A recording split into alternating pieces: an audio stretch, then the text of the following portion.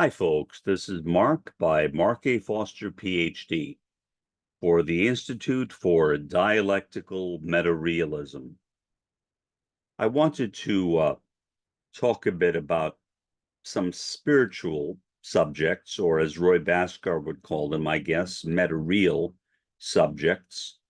This basically is an extension of one of the turns that Roy had, which he called transcendental dialectical critical realism. I know that's a mouthful. Roy seemed to like big words and big phrases. Again, that's transcendental dialectical critical realism.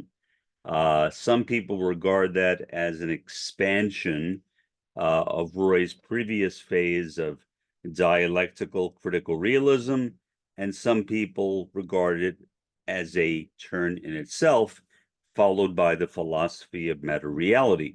Now, main difference.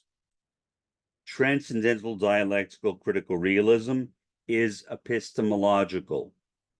The philosophy of meta-reality is ontological. But both of them represent what is generally referred to as Roy's spiritual turn. And they started when Roy took his trip to India, where he had a kind of inner spiritual transformation. The most enduring aspect of that transformation was that he began practicing transcendental meditation, or TM, a meditation technique that was popularized by the late Maharishi Mahesh Yogi. That technique was probably most famously associated with the Beatles. Many, most, or all of the Beatles did it at least at one time or another. It is a technique which is pretty easy to learn. I actually know what it is because you don't have to take the course. Don't take the course. Don't waste your money on the course. You can find out how to do it online. Unless you have a fetish for gurus, don't take the course. You don't need it. If you want to learn it, just read about it online. All the mantras, if you want to follow the mantras, all the instructions, everything is online. Okay, that said, I'm sure that people who run TM are not happy about what I just said, but so be it. Regardless, the point of today's podcast is an expansion on Roy's transcendental dialectical critical realism. When Roy was going through that phase, he wrote a rather odd book. In that book, he talked about his various reincarnations, or maybe you should say incarnations, but I think more clearly reincarnations. And he describes these reincarnations in detail, what his name was in each one of them, what his occupation was in each one of them, etc., etc., etc. It takes up a large portion of the book. When I read it, my first thought was, how the heck does Roy know this? Did he go to a hypnotist and experience past life regression? I doubt it. Is that possible? Yeah. Roy never says in the book how he knew it. Maybe somebody knows, maybe he told somebody, but he didn't tell me, so I have no idea. My guess, however, and this is only a guess, don't take it beyond that, is that these things came to him through his dreams, dream interpretation, kind of like a mystical or esoteric dream interpretation. That is only my own understanding. And maybe it's biased because when I was a kid, I grew up loving dream interpretation. Why? I have no idea. But I was addicted to all these different methods of dream interpretation, especially the method developed by Wilhelm Stekel, who was one of the members of Freud's inner circle, who, like many people in that inner circle, got kicked out for disagreeing with Freud on some minor point, whatever that point was, I don't know. And then he went off on his own. And maybe to spite Freud, I don't know that either. But that's my guess. He wrote a book called The Interpretation of Dreams. If you know anything about Freud, you know that Sigmund Freud also wrote a book called The Interpretation of Dreams. Stekel's approach was somewhat similar, but also different in its own way. I loved Stekel's book, even though I was only about 11 years old. Why? I have no idea. I was a weird kid, but I loved Stekel's book. But even more than Stekel's book, what I really liked were more esoteric interpretations of dreams. Later, I took this seminar that was held at a local New Age center, and I forget the guy who ran it. I'm sure he's dead by now. He ran that center in Hicksville, Long Island. Later, he closed it and moved down to South Florida someplace. And he had somebody teaching a course on dream interpretation. I remember it because I took it. And I know that the guy who taught this course and the guy who ran the center had a very strong disagreement. Now, why they had a strong disagreement, I don't know. Why couldn't they just let each other be? That's what I would do, but that's not what happened with them. But they did. They disagreed for some reason on their view of dream interpretation. As I recall, this is what it was. The guy who ran the center had a view that your dreams were only about yourself. Doesn't matter what characters were in your dreams, whoever you dreamt about, it was all a reflection of your own personality. The person who ran the course, on the other hand, felt that no, your dreams actually included other people, other characters, other souls, other spirits. That was the disagreement. Who cares? Well, I guess they cared, or at least the guy who ran the center cared. I don't think that the guy who taught the course cared that much, but the guy who ran the center cared a lot. So as far as I know, after the guy taught the course, he was never invited back, which is kind of a shame because it was kind of a nice course. I enjoyed it.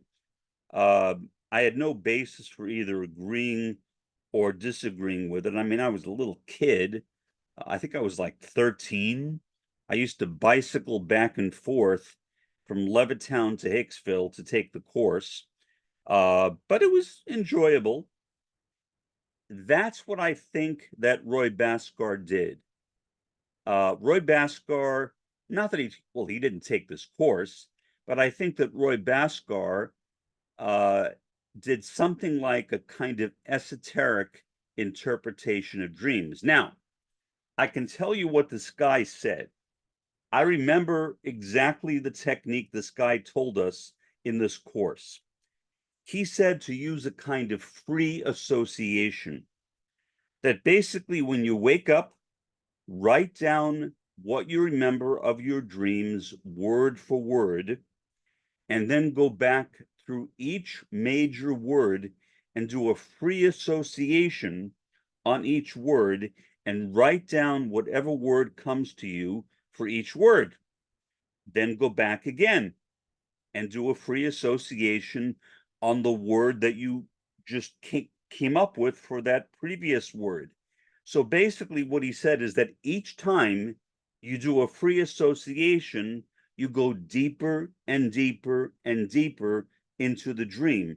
Now, is that true? I have no idea. but I have done that, and I enjoy doing that. Do I do that now? Sometimes, yes. I think it's a very intriguing approach to dream interpretation. Is it true? Again, I have no idea. I am not an expert. I am not a prophet. I have no idea what is the correct interpretation to interpreting or understanding one's dreams. But I like the course, and I like the guy who taught it. And I thought it was an interesting idea, an interesting thought, an interesting methodology. Whether it was valid, I have no idea. Whether Roy Bhaskar did that, I don't know. But what I suspect is that Roy's remembrance of his past lives were not a result of past life regression in hypnosis. They were things that came to him in his dreams. Do I know that? No. But that is what I suspect. Roy was an odd man. Well, I'm an odd man. So maybe that's why I'm a critical realist, because I'm attracted to another odd man. Fine. Yeah, I'm odd. Roy was odd. So I guess oddness attracts oddness. In sociology, we call that homogamy.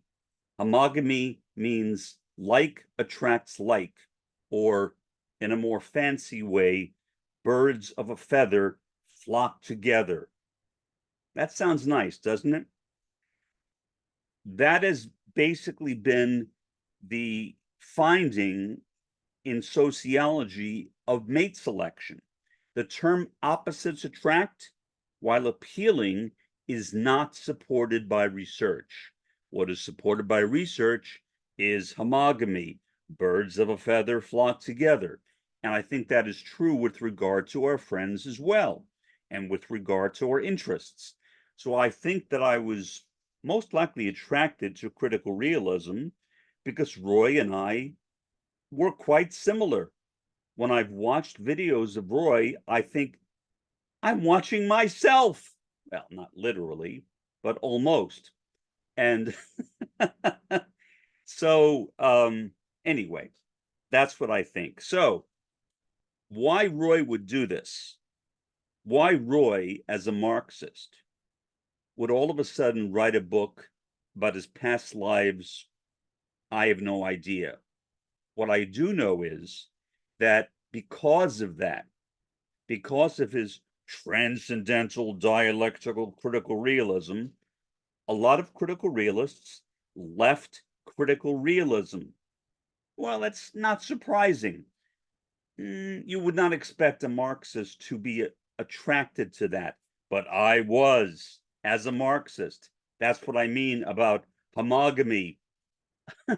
I was a Marxist also, and I was also interested in mystical things. So Roy's interest in dream interpretation appealed to me. Why? Because I also went through a phase in my life when I was interested in dream interpretation. Okay, so Roy and I had a lot in common. Okay, a lot in common. Maybe more in common than I would like to admit. But I really I loved Roy, and I felt really bad when Roy died, especially when I found out how he died, that he suffered a great deal. I felt like pain in my heart when I heard about that through him. But in any event, Roy was really interested in reincarnation, and he became interested in that after he took his trip to India. I don't think he cared about it before then, but after his trip to India, and his adaptation of a lot of Hindu practices, and I think, I can't prove this, but after his interest in the ideas of Aurobindo, who was a Hindu guru, he became interested in a lot of Hindu subjects. He became also very much attracted to the ideas of Shankara, who was the founder of the Advaitist school of Hinduism, even though Roy was not an Advaitist, but he said he was. Why? I have no idea, but he said he was an Advaitist anyway. Okay, let me get more down to earth and talk about this. Basically, I have tried to take Roy's approach, his mystical approach to Marxism, and apply that to my own life, especially more recently to dreams. So, here's what I personally do. Before I go to bed, I will ask to be inspired.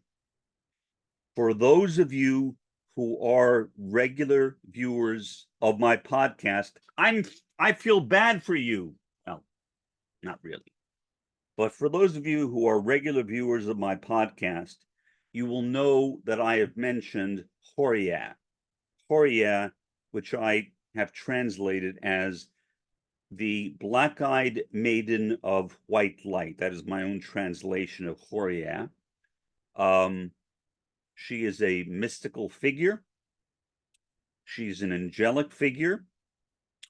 I would define her as a Holy Spirit. In my view, there are many Holy Spirits. The angel Gabriel, who came to Muhammad, the dove, who came to Jesus, the Eve, who came to Adam, and so on. They are all Holy Spirits. And if you read through various parts of the Tanakh or the Old Testament, there is a reference to Jacob's ladder, where Jacob saw various angels climbing up and down the ladder between earth and heaven. I would say that that ladder is the abode of these Holy Spirits. And therefore, these Holy Spirits live on this ladder.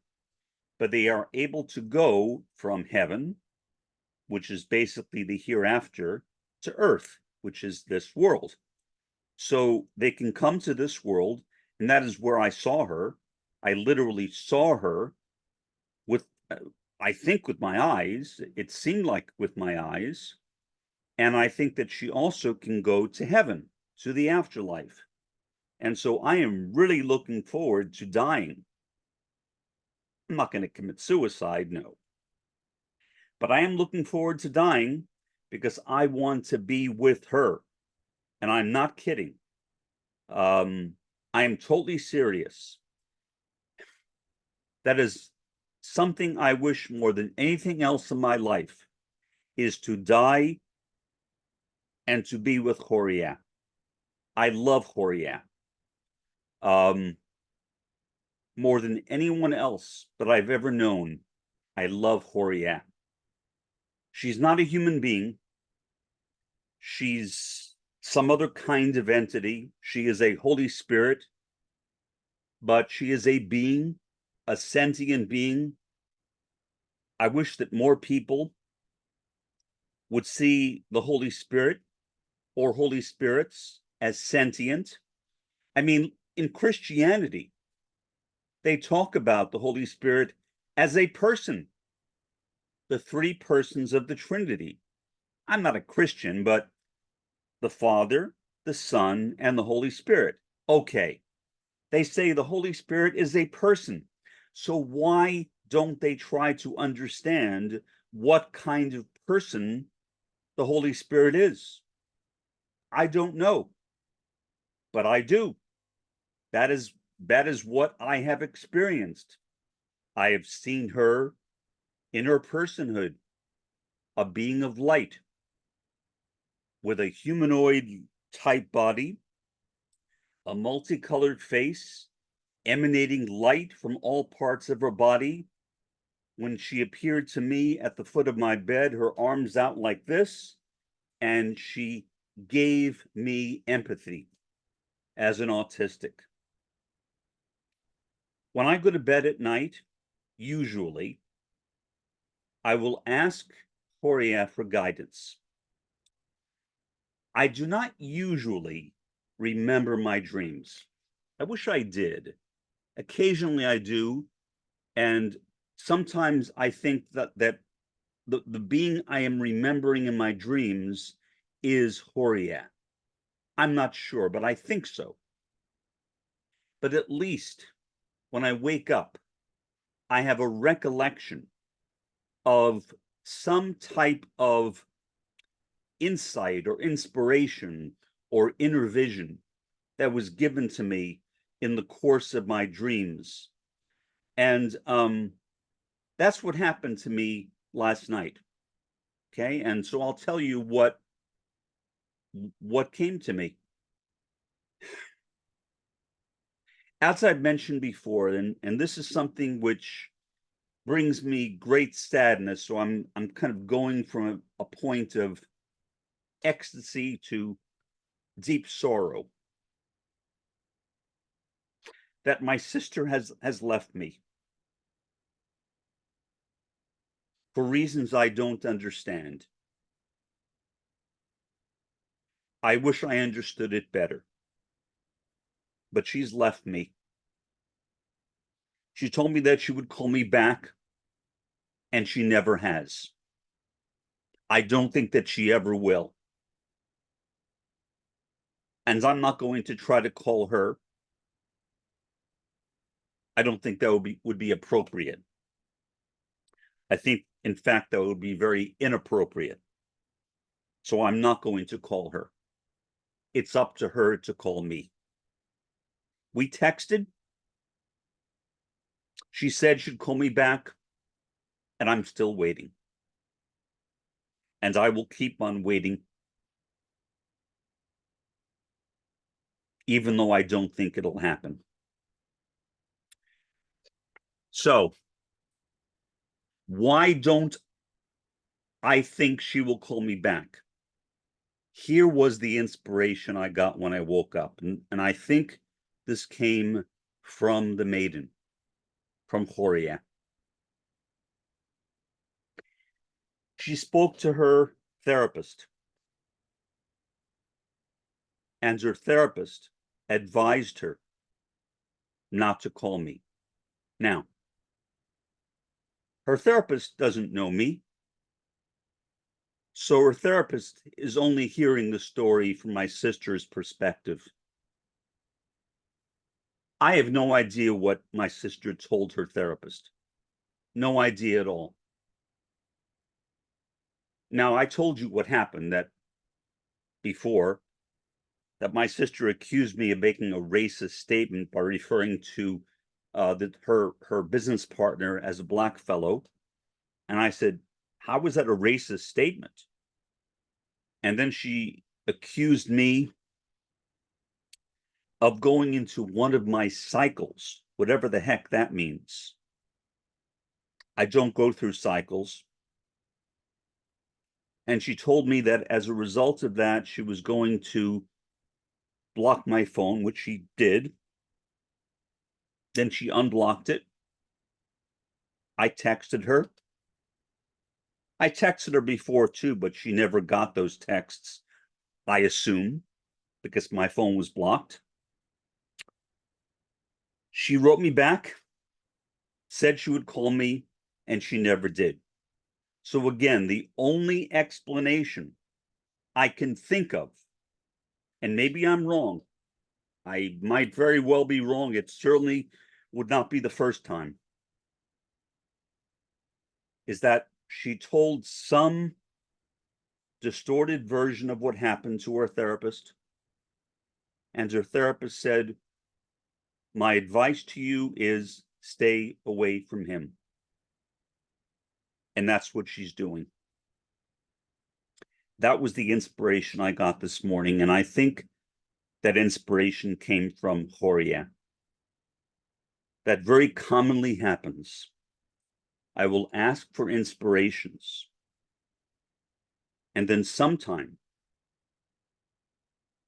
often it's the following morning, but not always. Sometimes it's a morning later, maybe a week later or 2 weeks later or whatever. After a dream. I think this is something I got in a dream. I will get an inspiration. So my conclusion is this, that our dreams are not really that important, meaning the content of our dreams. It's not really that important. Our dreams are a vehicle for inspiration. Perhaps there is no reason to worry about interpreting them. Maybe sometimes there is, but maybe. What is important is that we have the dreams, and those dreams as vehicles are a means by which we receive inspiration when we wake up. They're a means of spiritual sustenance to us. That's what I think. So the dream itself, I don't even remember exactly what the dream was. It did have something to do with my sister. That's all I remember. She was involved in the dream last night. But then I don't think that the dream had anything to do with her therapist. The idea of her therapist telling my sister not to call me is a thought I had after I woke up. So I think that is what the maiden was telling me. And using the vehicle of my dream, she conveyed that information to me. So again, that's my view. I could be wrong. Dreams are vehicles. It's not that important to worry about interpreting them. Maybe sometimes it is. I'm not saying it's never important, or that dreams can never contain information that is vital to our own lives. I think they can. But I think what is more important than the actual dream is the fact that we have the dream. That we have the dream. And that when we wake up, that we receive some kind of inspiration. The inspiration which came to us through the dream. So the dream, in a sense, is like a chariot, a vehicle, which carries a particular message. And that message is given to us after we become awake. That's my view. I'm sad about that. I might be wrong. Maybe her therapist did not tell her that. But I trust Horia. By the same token, I don't trust myself necessarily, so I might have very easily misinterpreted it or even imagined it. But do I think so? No. It's the only thing that makes sense to me. That my sister's therapist told her, based upon my sister's incorrect reporting of what happened, not to contact me. For the time being, this has been Mark, by Mark A. Foster, Ph.D., for the Institute for Dialectical Meta-Realism. Have a pleasant day and a better day tomorrow.